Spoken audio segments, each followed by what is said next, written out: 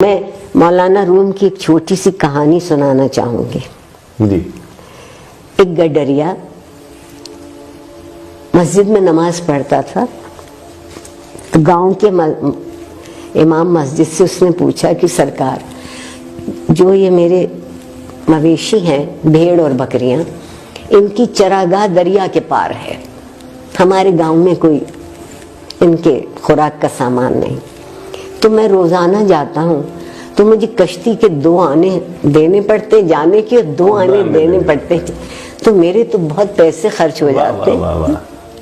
تو آپ بڑے پڑھے لکھے آدمی ہیں، اتنی بڑی بڑی باتیں بتاتے ہیں، آپ مجھے کوئی ایک چیز بتا دیں کہ میرے یہ پیسے بچ جائیں کشتی والے کو جو میں دیتا ہوں.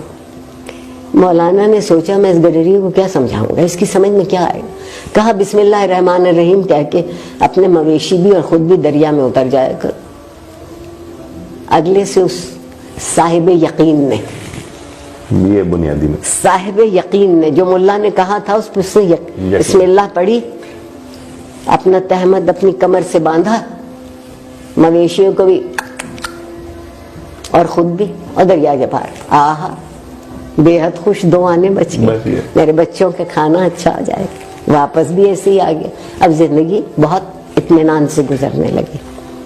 ایک دن شام کو وہ اپنے مویشی گاؤں واپس لانا چاہتا تھا تو دیکھا کہ مولانا بھی وہیں کھڑے اور بہت پریشان ہیں. دنیا بھر میں دستور ہے کہ سورج ڈوبتے ہی کشتیاں الٹی کر دیتے ہیں. ملا کشتی الٹی کر دیتا ہے کہ اب سفر ختم، اب کل جب سورج طلوع ہوگا تو پھر سفر کی ابتدا ہو. غروب ہو چکا تھا سورج. انہوں نے دیکھا یہ اپنے پورے ریوڑ کے ساتھ مزے میں گوالا گاتا ضرور ہے، ریوڑ والا گاتا ضرور ہے، اس کی طبیعت میں موج ہوتی. یہ چلا آ رہا تو اس سے پوچھا کہ تم کیسے پار جاؤ گے؟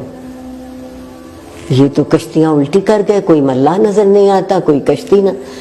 اس نے کہا واہ مولوی صاحب واہ، مجھے تو آپ نے ہی بتایا تھا کہ بسم اللہ پڑھ کے دریا میں خود بھی اتر جانا، مویشی بھی ہو تم پار ہو جاؤ.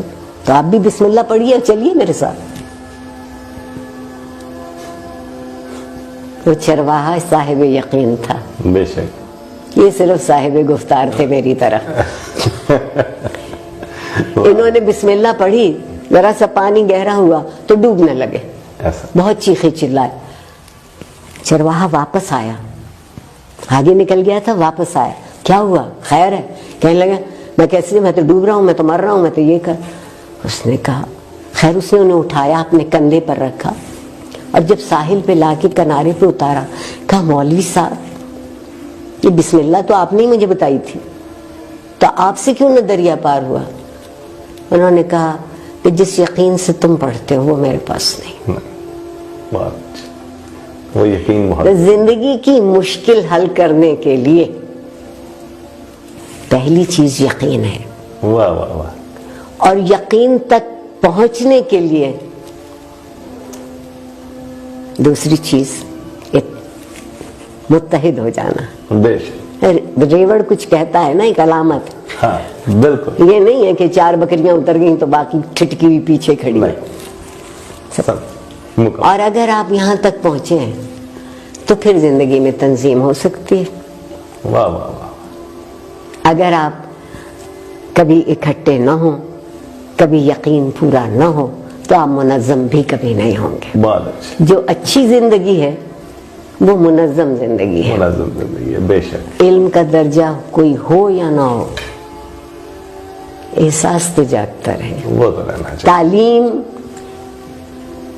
یا ایجوکیشن کہہ لوں، نالج اس وقت بنتی ہے جب آپ کے احساس میں شامل ہو جاتی ہے. بہت اچھا.